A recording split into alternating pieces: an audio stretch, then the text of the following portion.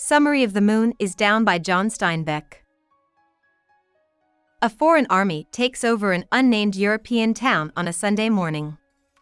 A storekeeper named Mr. Corell set up a competition for the village's 12 soldiers. This competition is in the woods outside of town, and by the time the troops figure out what's going on, it's too late. The enemy has already taken over the village. Still, a few troops try to fight back, but they are either killed or taken as hostages.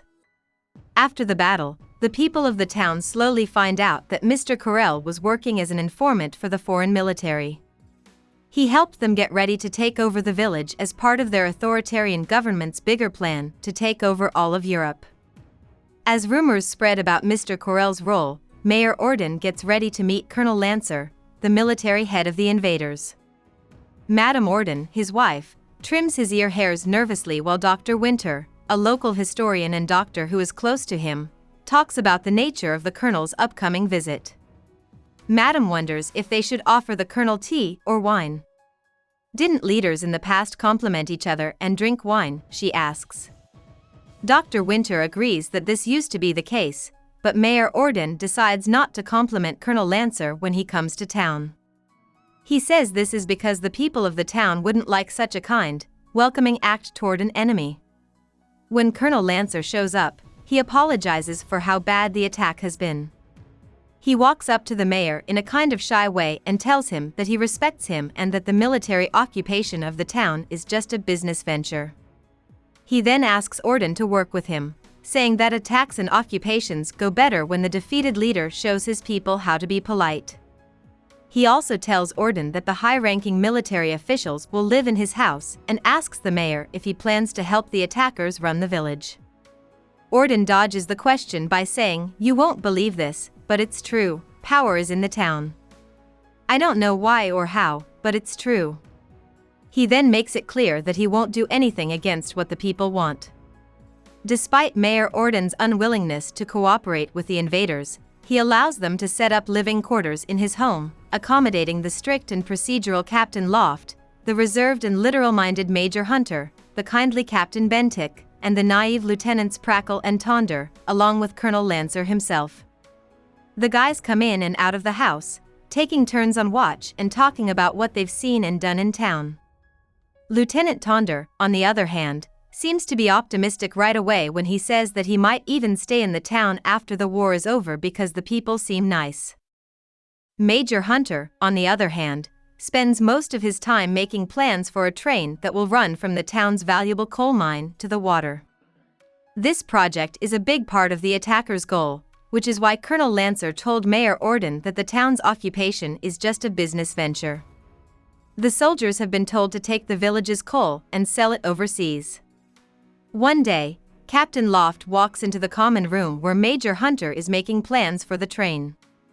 He says that he just saw Captain Bentic patrolling without his helmet, which he thinks is wrong because he thinks all troops should maintain a military standard, an alertness, and never vary from it. Then, Colonel Lancer sends Loft to take over for Captain Bentic in charge of the coal workers. On his way, Loft runs into Alexander Morden, a miner who is angry about being forced to work by the attacking military. Alexander runs toward Loft, but Captain Bentic stops him. The angry miner then throws a tool at Bentic, hitting him in the head. When Colonel Lancer hears that a worker killed Captain Bentic, he tells Mayor Orden that Alex will have to die. He tells Orden that the death sentence should come from him, the mayor, so that the people of the town will know they should work with the attackers. He says to Orden, "If you want to keep your people from getting hurt, you have to help us keep order." Mayor Orden says he won't do this because he doesn't even have the legal power as mayor to put a person to death. Colonel Lancer says a few things that make it seem like he knows and cares about Orden's situation, but when the hearing is over, he sentences Alexander to be shot by a firing squad. Seconds after the young man is shot, however, someone throws something through the window of the mayor's house, hurting Lieutenant Prackle and surprising the colonel. Colonel Lancer starts to realize that this group will be harder to control than he thought. In the weeks that follow, it is hard for the attackers to make progress on the train project. The tracks break all the time, and sometimes the English drop bombs on the mine to try to destroy it. The people in the town hate the troops very much. They look down on them and often refuse to talk to or recognize them. Lieutenant Tonder feels bad about this because he wanted to get to know the locals and build ties with them. Even though this is what he thought would happen, ties between the troops in the town keep getting worse, and the soldiers have to be on guard at all times or they risk being killed. This makes Tonder very sad, and he quickly loses hope. At one point, he asks Captain Loft and Lieutenant Prackle if they think the town has really been taken over. The two men don't like how negative Tonder is, but he keeps going, saying that the military action is like flies that conquer the flypaper. Prackle begs him to stop talking like this, but he doesn't listen. Finally, Loft steps in and slaps Tonder in the face, saying, "Stop it, Lieutenant. Are you listening?" Annie, who works for Mayor Orden, sneaks past the guards who are walking around town one night and goes to Molly Morden's house. Molly lets her in and asks her why she's there. Alex Morden was married to Molly before he was killed. Annie tells her that the mayor will be coming to her house that night because he needs a safe place to talk to two fishers, Will and Tom Anders. It seems that the attackers killed the fisherman's brother Jack because he wrecked one of their cars. The military is now looking for Will and Tom, who want to steal Mr. Corell's boat and leave that night for England. After making sure Molly's house is safe, Annie goes back to tell the mayor that everything is fine. Lieutenant Tonder knocks on Molly's door right after Annie leaves and asks to come in. Once they're inside, he tells her that he's seen her around town and that he just wants to talk to her because he's lonely. Even though he led the shooting squad that killed her husband, she sees that he doesn't recognize her. She tells him she'll talk with him for a while, but he has to leave and come back another time.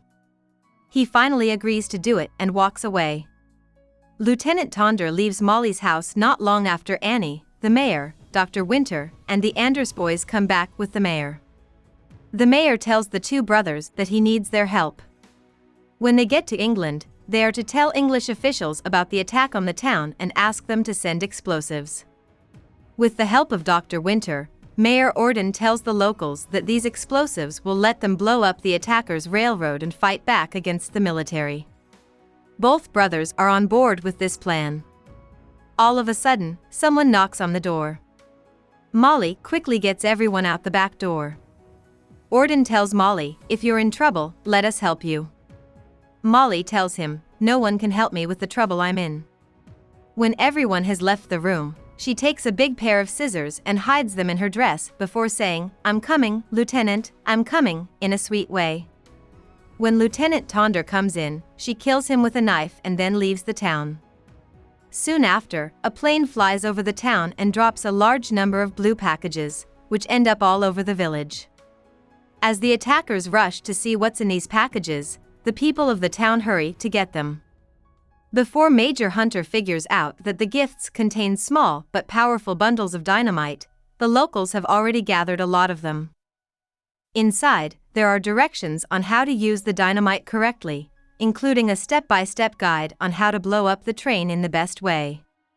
Colonel Lancer is worried about this new turn of events because he knows that he is quickly losing control of the situation.